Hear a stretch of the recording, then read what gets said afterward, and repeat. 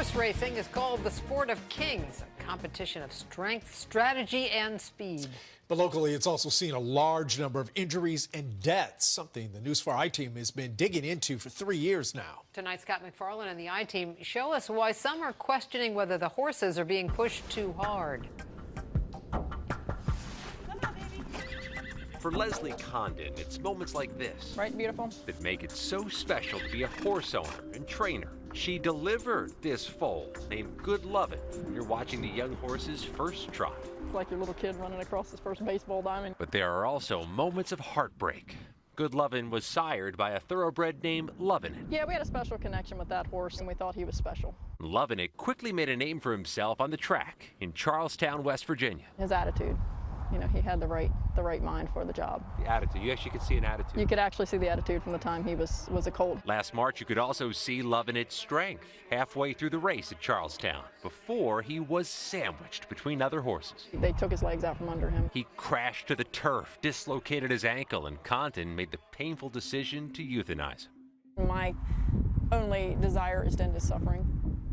That's the first instinct. That is my first instinct, to end his suffering as quickly as I possibly can. It might seem like a freak, rare accident, but a News 4 I-Team review of state thoroughbred racing health records reveals at least 160 horses have been euthanized in West Virginia after races at Charlestown since the beginning of 2014. There's no acceptable reason for a horse to die, though we know it's going to happen in horse racing. Keith Dane is an investigator with the Humane Society of the United States. And we'd like to know what's going on at this track and some of the other tracks that have high mortality rates. Track officials told us the rate of horses dying locally is actually about the same as the rate nationwide. But something is different at this track, much different. Our investigation found of the nearly 35 major thoroughbred horse racing tracks nationwide, only one has as many races each year as they have here at Charlestown.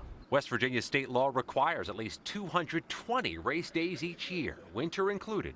The Humane Society questions whether there are enough healthy, qualified horses to run all those races. It costs a lot to maintain these tracks, and they want to fill as many race days as they can. State records show the West Virginia Racing Commission has formally asked legislators to reduce the 220-plus races Charlestown is required to run each year, but new law to do so has stalled at the gates.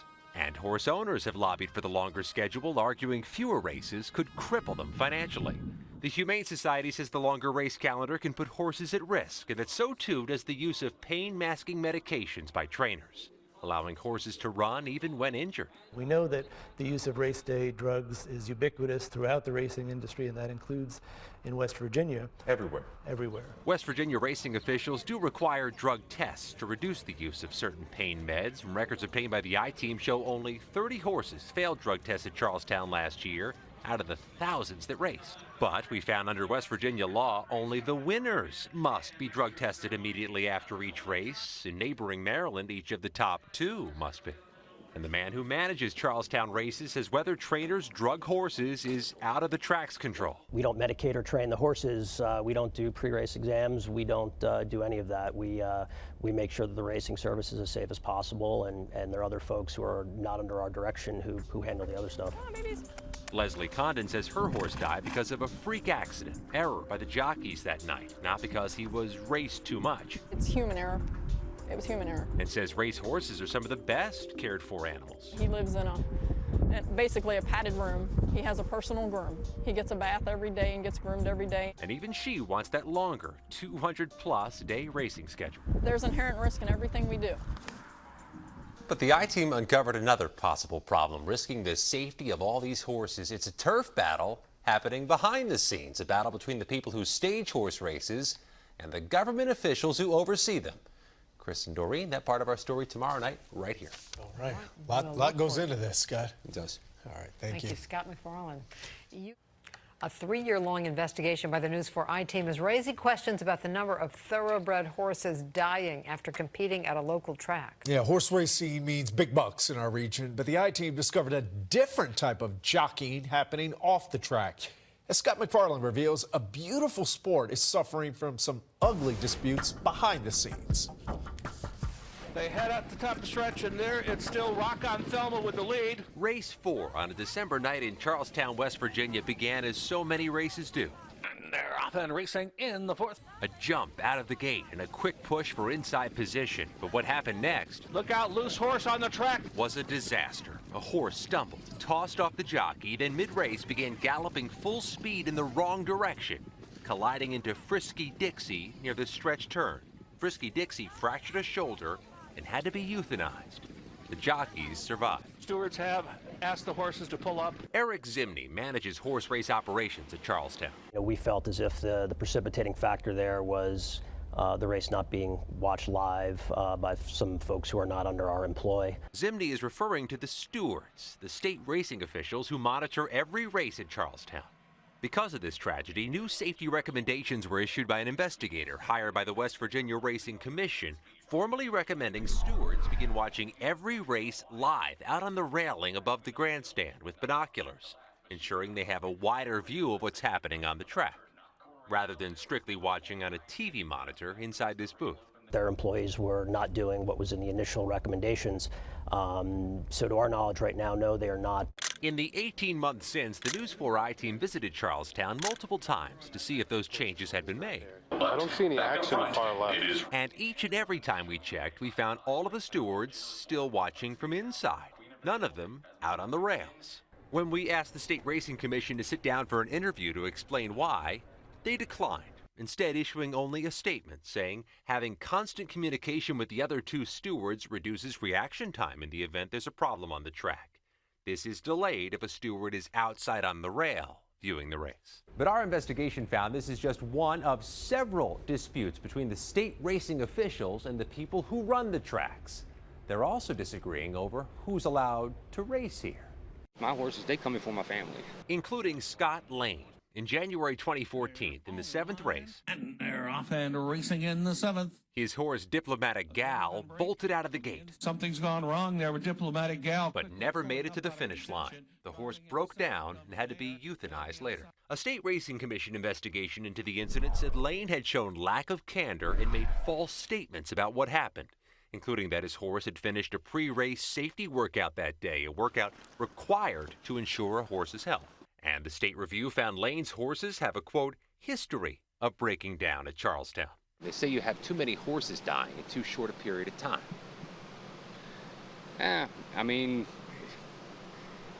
in all honesty, you know, the two horses that broke down one night and then the next night, one was a fluke, and the other one, you know, I still blame it on the bad track. I mean, it was frozen that night. Lane told the I-Team he didn't lie about skipping Diplomatic Gal's workout that day. He called it a miscommunication.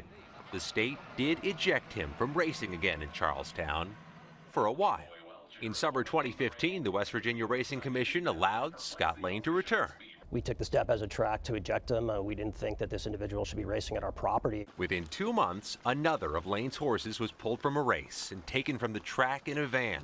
Track managers told the I-Team the horse has never returned to Charlestown. Do you know how many horses you've had die, either during or after a race here? I think it was 4. Our review of State Racing Commission records found 5 of his horses broke down in 1 year, 3 of them in a 1-month span in 2014.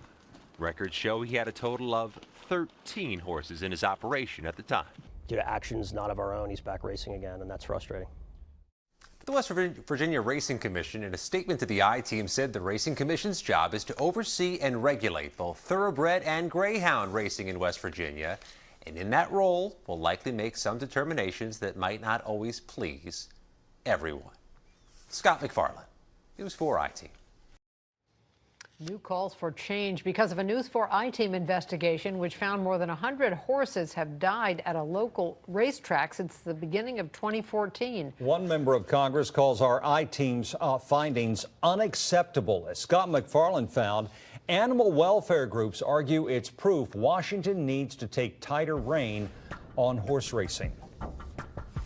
And they're off. Race 2, just before Christmas, Mrs. Loudmouth showing speed from ended as so many races do at the thoroughbred track in Charlestown, West Virginia, seemingly without incident. But in recent days, the I-Team's ongoing review of local thoroughbred racing deaths found behind the scenes that night there was an incident. Mrs. Loudmouth, who finished second, failed a drug test after the race, according to records of a state investigation obtained by the I-Team. The horse's blood sample showed 2 drugs above allowable levels, the record said. Racing officials suspended the trainer 15 days and issued a fine.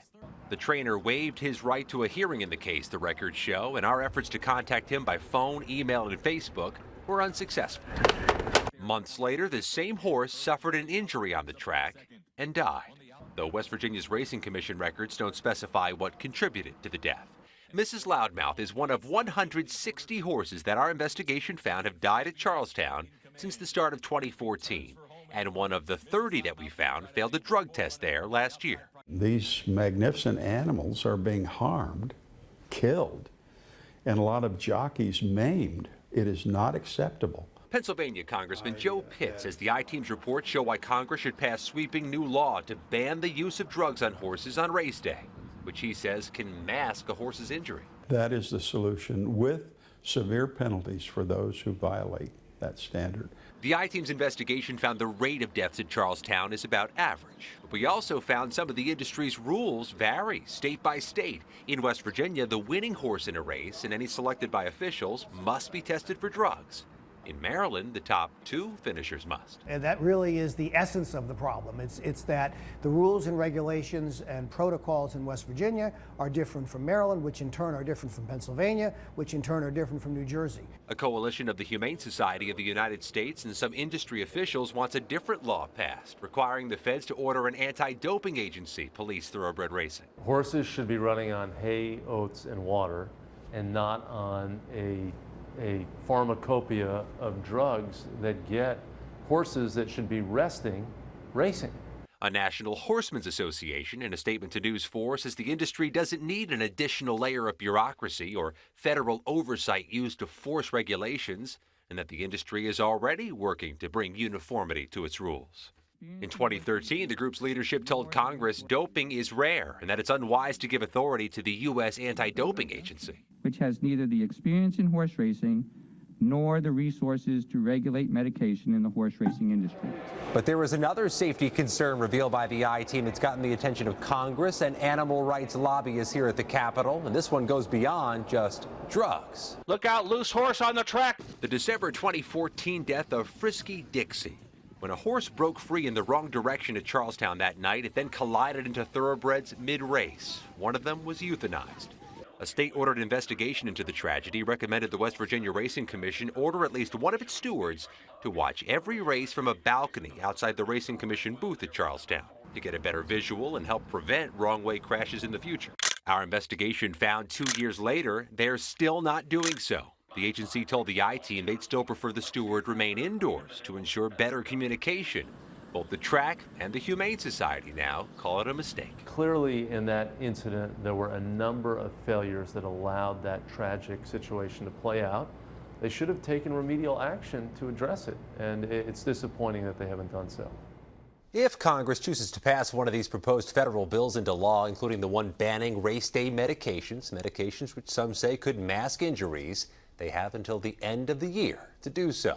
The I-Team has compiled an interactive feature showing how, when, and where the 160 horses that have died in Charlestown died since the start of 2014. Find it in the NBC Washington app under Investigations. Jim and Doreen. So many. All right, great work. Scott, thank you. Thank you, Scott.